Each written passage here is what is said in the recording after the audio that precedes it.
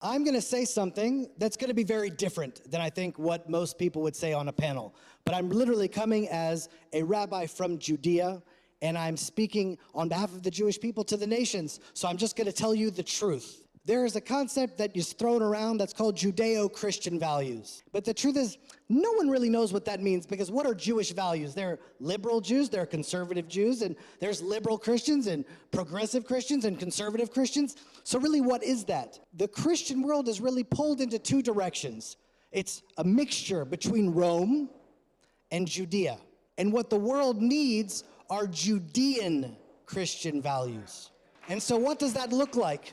That looks a lot more Hebrew. It looks a lot more Jewish. Let's take the 10 Commandments seriously. Now, I didn't know Charlie Kirk, but since his assassination, I've watched hours of his talks. He actually promoted Shabbat. He promoted Shabbat for Christians because it's number 4 in the top 10. Christians will fight for it to be in the courthouse. They'll fight for it to be in the classrooms in Texas. They'll fight for the 10 Commandments because everyone that believes in God would honor the 10 Commandments. What about honoring Shabbat? And it's like, well, I don't know what's the number 4 in the top 10.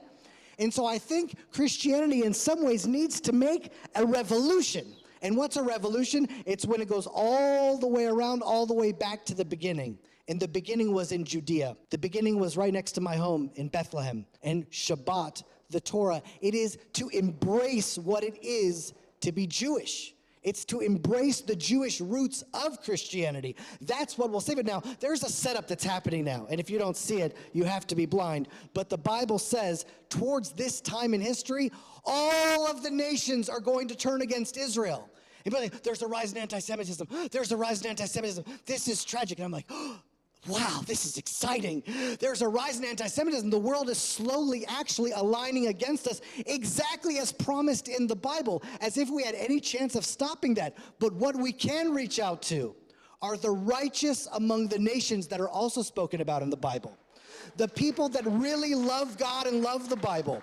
We need to reach out to those righteous among the nations and say, we are aligning with Israel just like Ruth, the great grandmother of King David.